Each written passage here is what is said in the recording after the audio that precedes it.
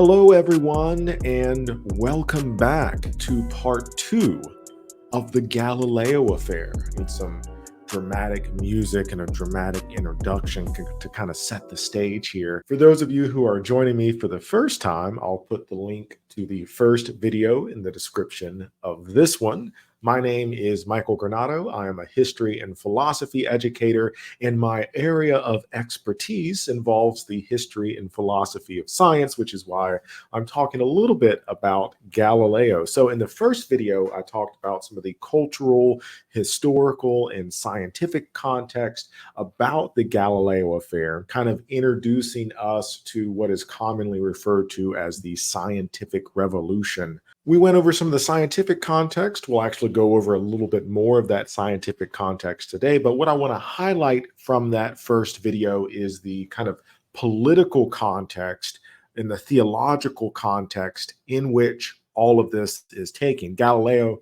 is, of course, tried for heresy, which we'll eventually get to in this video series. But the question I wanted to address there is why? What's the big deal with Copernicanism? And what I was hoping to point out in that first video is that the big deal involves a lot more than just astronomy. We're talking about some monumental political changes that are happening in Europe in the 15th century, largely a result of the Protestant Reformation, that split that we talked about last time in the Catholic Church that happens. And of course, this is not just a matter of theology. This is a matter of war. We mentioned several of the conflicts that happened. Most significantly is the 30 Years' War. And you're talking about a death toll that's in the millions. That's how serious business we're talking about here. And Galileo is coming up in the wake of that. And because of all of that theological, political tension, drama, warfare that's happening, tensions are a teensy bit high. So last time we kind of built up to Galileo, and I want to talk a little bit more about the scientific context of what's happening to kind of give us a sense of what Galileo is up to and why what he's saying is so radical. But the question of the Copernican revolution, the adoption of the heliocentric model, so the last time we made that division between geocentrism and heliocentrism, this raises a larger philosophical question about the history of science.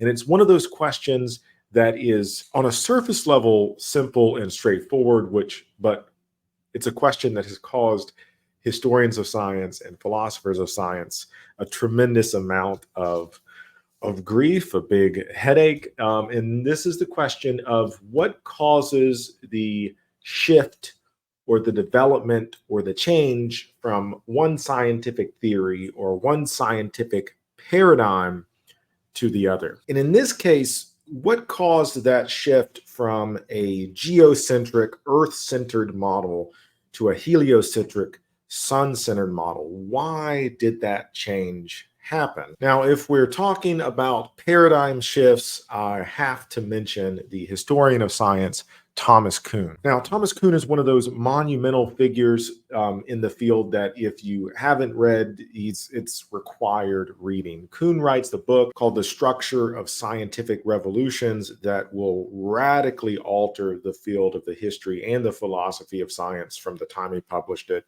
until now. He's just one of those people that you have to engage with and that you have to respond with. Kuhn's structures outlines how he views the history of science, and the scientific revolution, the Copernican revolution, will serve as the paradigmatic example. Forgive my pun there. I'm not a big fan of puns. I just made one. I'll go crucify myself later. But Kuhn, as a historian of science, is concerned with this question of scientific development. Now, typically speaking, if I talk about scientific development, most of you are going to accept kind of by default some version of the continuity thesis. And the continuity thesis states that science is the gradual accumulation of knowledge over time, that every development that occurs just adds to that stockpile of scientific knowledge that we have, and that the science of today is essentially the same as the science of the past. We've just been kind of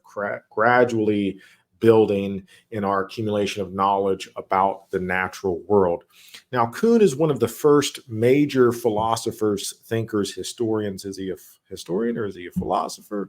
Who knows? It kind of puts us in this weird position, right?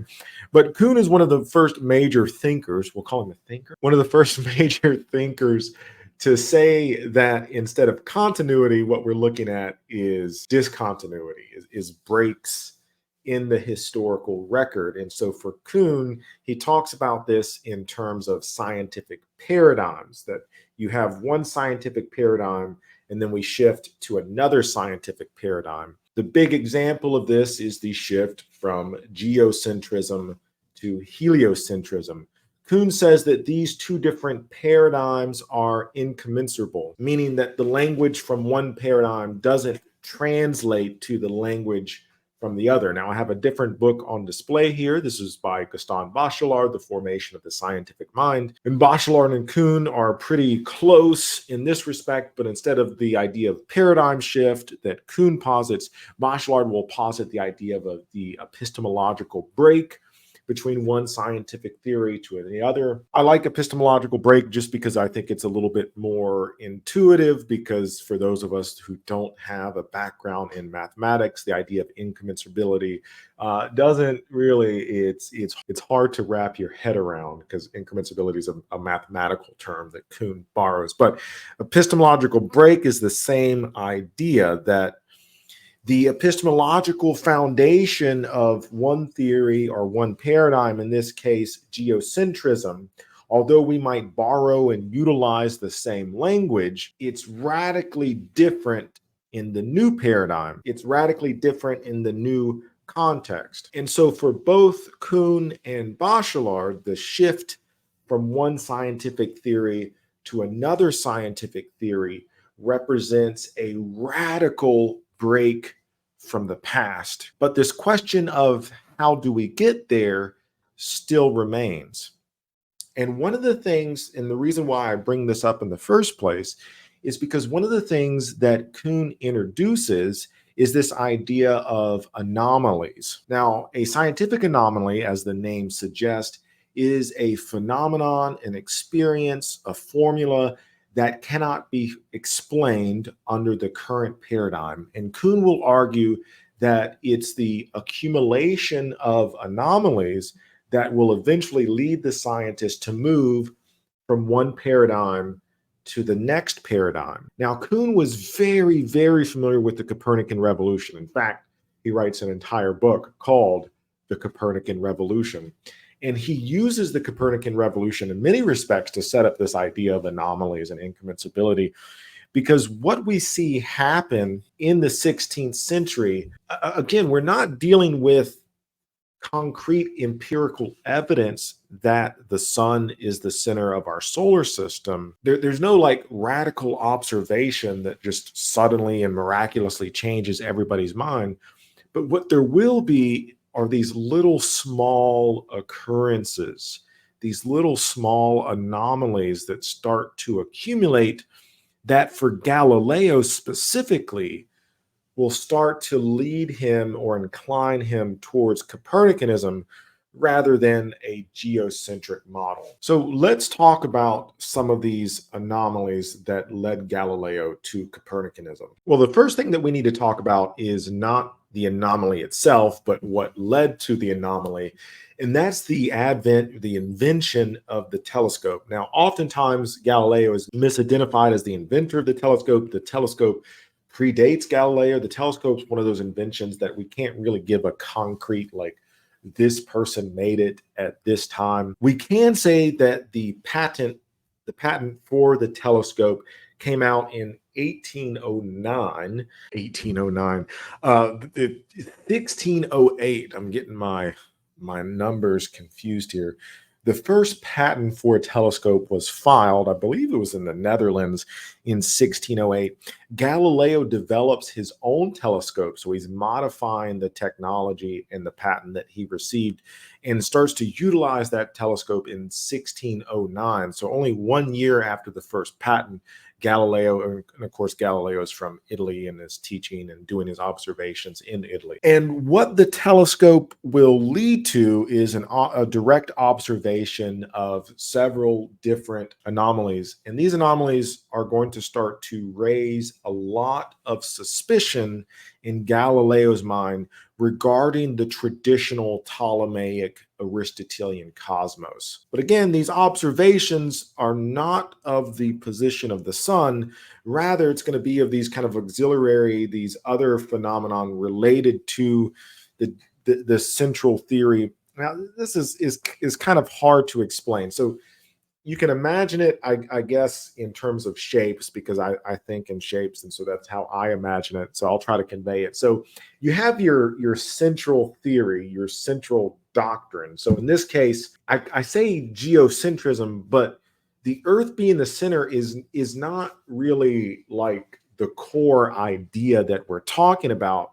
That is an idea, but there's also all of these other ideas that can generally fit into geocentrism proper, because geocentrism is an amalgamation of certain ideas of Aristotle, of Ptolemy, of some of the Islamic thinkers of the Islamic Middle Age that come after. But it's not just about the position of the Earth. That is a big part, but within this idea, this is a full picture of the cosmos as such. And these observations that Galileo's making are going to challenge that picture of the cosmos, because it's going to go against the established picture outlined by Ptolemy and Aristotle. Now, before we get into what those anomalies are, let's talk about why they're anomalies in the first place.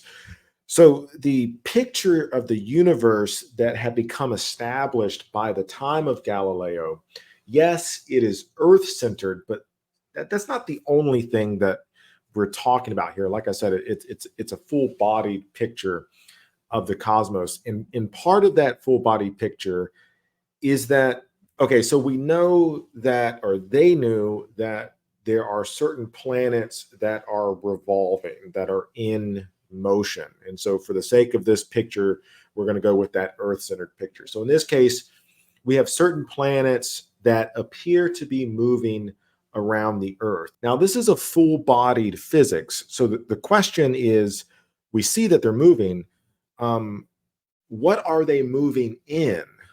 And how are they moving? For ancient people and for medieval people, their conception of space was radically different. So if I were to ask you, if we were to go to stand up and look at the night sky and you see the stars, right? You see the lights in the sky and you see the blackness in between. If I were to ask you, like, what is space, or how would you describe space? Like, let's do some word association. What first comes to mind when you think of space? Our conception of space is vast distances between planets, stars, and universe that's not filled with anything. We think of space as being essentially empty. Now, you might get a more refined picture of space if taking in consideration concepts of gravity and dark matter and yada, yada. Yeah, we can get into that. But mostly, we're talking about vast distances of emptiness that separates planets, suns, galaxies. But that's not how ancient people viewed space. In fact, it may not even be appropriate to call it space. This is why I like to use, when I'm talking about ancient astronomy, I like to call it the heavens. Because for ancient people, we have what some people have called the two-sphere model, or the two planes model. So you have the earthly sphere, the Earth. We're going to compare and contrast the Earth to the heavens. So the Earth is the place of change. The Earth is the place of life and death, this constant cycle of life and death. things on the earth change, environments on the earth change. Our environment is constantly changing. One day it's sunny, the next day it's cloudy. Rivers are constantly moving, but ancient people also knew that, you have things like volcanoes, so the physical structure and the layout of the earth can sometimes violently change. So the earth is a place of change, but the heavens are immutable. The heavens don't change. And on top of that, the heavens are always the same. Now, the issue here is motion, right? So some of the stars that we see in the heavens move. But for the ancients, that motion was a perfect motion. So even when people like Copernicus talk about the revolution of the heavenly spheres, they're talking about the motion of the planets, and the belief here is that the planets are moving in perfect circles around the earth. Perfect circles because the heavens have to be perfect. There's not the sort of change that happens on earth that happens in the heavens. And on top of that, there's this question of, well, why are they moving? Now, there's a couple of different explanations that become popular, but even if you look at the writings of Ptolemy, and Ptolemy asks this question, well, why do the planets move? Ptolemy says they move of their own volition. The planets are, I want to say, conscious. Ptolemy was not like a panpsychist or any. Well, he may have been a pan. There could be an argument that Ptolemy was a panpsychist or something like that. But there's this idea that the planets have a soul. Now, it's not soul in the Christian sense of a soul, but it's a soul in the Aristotelian sense of a soul, in that the soul is what motivates, the soul is what gives people, living creatures, life. Now, whether or not the planets are living creatures, no, they're not living creatures in the sense that we're living creatures, but the planets, in Ptolemy's view, move of their own volition, of their own impetus. Nothing compels them to move. Nothing forces them to move. Additionally, there's this question of what are they moving in or on? And for Ptolemy and Aristotle, I put up a diagram here for a paper. I'll link to the paper in the description of this video. It's a wonderful diagram. They're moving in that like crystalline surfaces. There was this substance that it goes by a couple different names. We'll just call it ether. That the planets are moving in and on ether, and they're moving on certain planes. And now these planes themselves can move in concentric kind of formations, but the planet's space isn't empty. In the same way that we walk on the earth, the planets are moving on the ether. So you have these kind of crystalline spheres, and these are like made of a material substance, in the same way that the earth is made of a material substance. It's a radically different substance because it's clear, it's see-through. We can't see these giant discs in the sky, but it's nevertheless there. And so what you get is a picture of the cosmos that looks something like this, although it's cut in half. But the planets are moving along these crystalline spheres, sometimes conceptualized as the entire universe in this sense would be viewed as a giant kind of perfect circle orb, not circle, orb, right? And at that outermost layer, you have the realm of the fixed stars. So some stars move. Yes, those stars, of course, we know as planets, and they knew as planets. But some stars, no matter how long you stare at them, don't move. And for the ancients, those were the fixed stars, and they were fixed on that outermost layer. Okay, I know that's a lot to unpack. Hopefully that made a little sense. This is not something that all of us are kind of familiar with. This is a radically different paradigm, right, that we have switched from. And I know it could be a little confusing, but hopefully you follow me so far. So we have these crystalline spheres, the planets move in perfect circles, and we have these outer layer of fixed stars. Going back to the telescope and going back to some of those anomalies, there are some observations that start to happen in the 16th century that provide some empirical evidence against this model. Okay, two very important things. The appearance of two supernovas.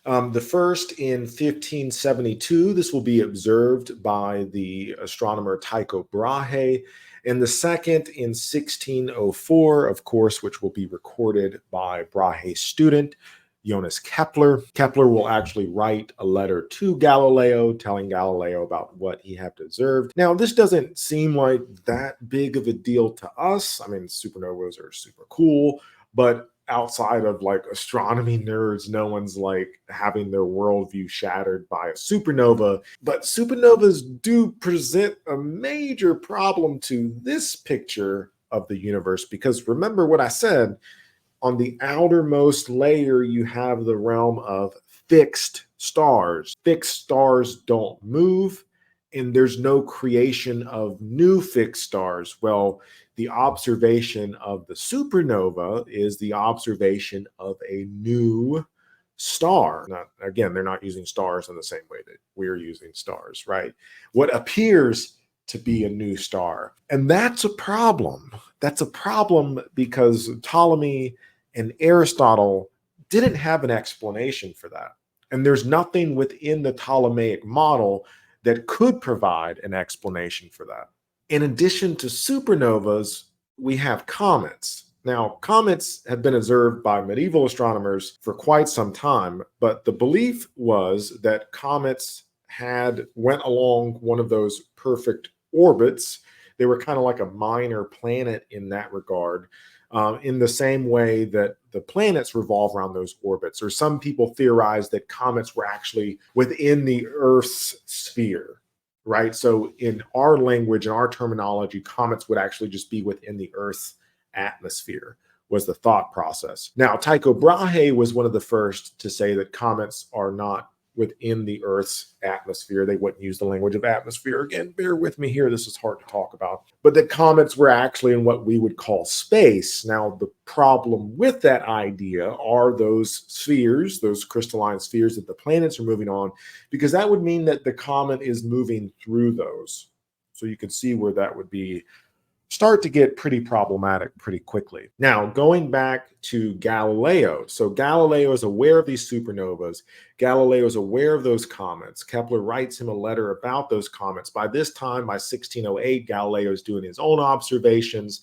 He's keeping track of the different motions of the planets. 1609, Galileo has heard about, made modifications to the telescope, and starts to use the telescope not only to track the movement of the planets, but he also turns his telescope to other heavenly bodies, specifically the moon and the sun, and of course the planet Jupiter. And this is where we're going to start to get even more problems. So in 1609, Galileo makes his first lunar observations. In his lunar observations, when Galileo turns his telescope to the moon and he looks at the surface of the moon, he notices some discoloration in the surface of the moon, some dark spots in the surface of the moon, and what appears to be mountains on the surface of the moon. Now, again, for us, like, okay, the moon has mountains, the moon has craters by a bunch of different objects, and it's past, it's rough. We've been to the moon before,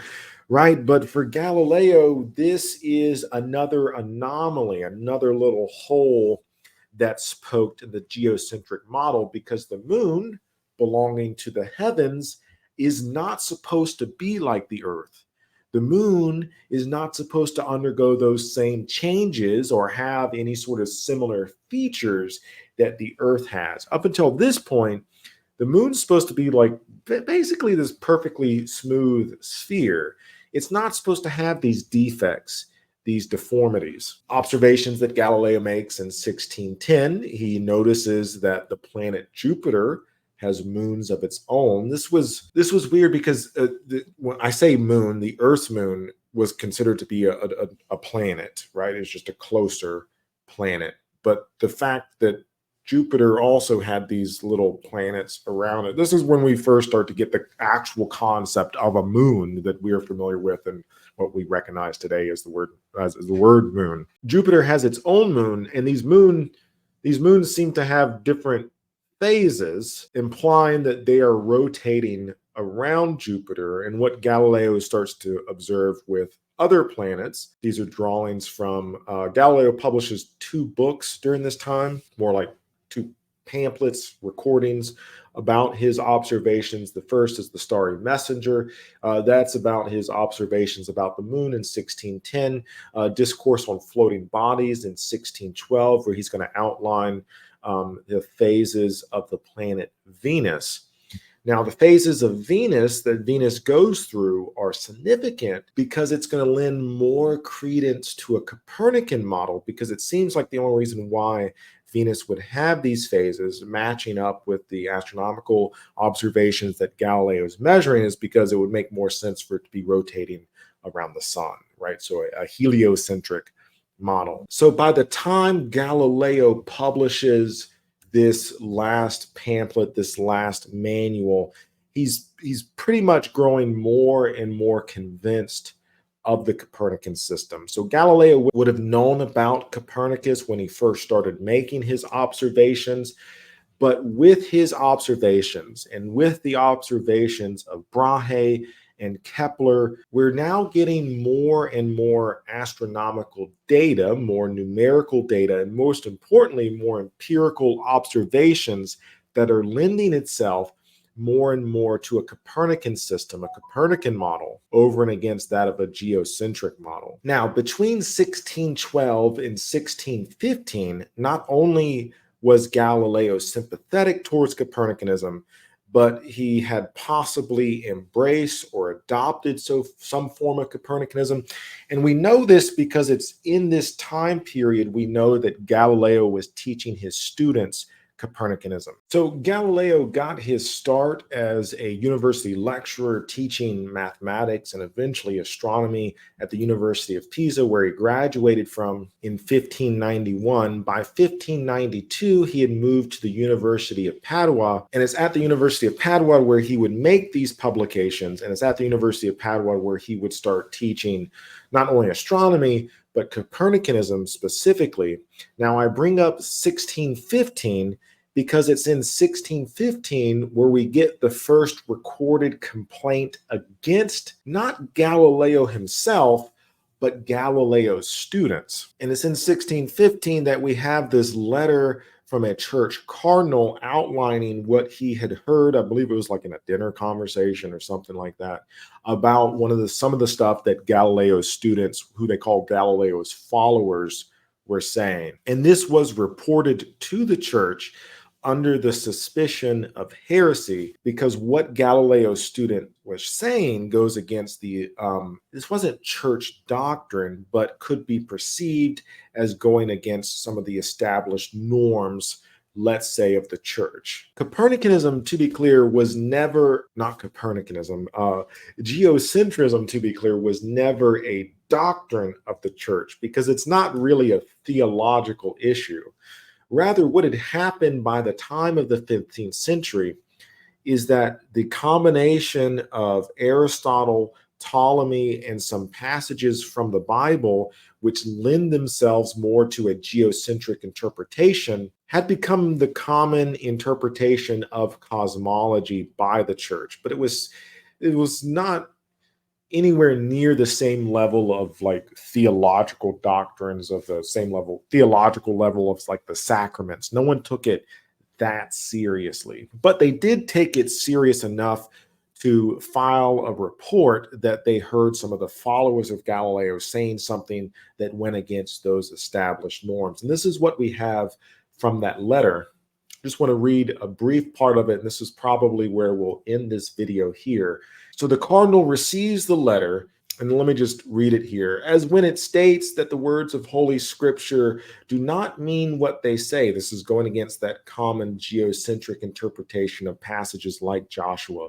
That in discussions about natural phenomenon, the authority of Scripture should rank last. So Scripture is being placed lower than empirical observations about the universe or mathematical calculations about the universe. The followers of Galileo were taking it upon themselves to expound the Holy Scripture according to their private lights and in a manner different from the common interpretation of the fathers of the church. So the followers of Galileo are going against that common interpretation, and to use the words of Copernicus, are arguing that astronomy is for astronomers. In other words, that theological considerations ought not to be considerations at all when it comes to astronomy. And this is what's going to start this kind of domino effect between Galileo and the church. I'll cover in more depth next time. All right, well, thank you all again for joining me for part 2, and I look forward to seeing you for part 3. So until next time.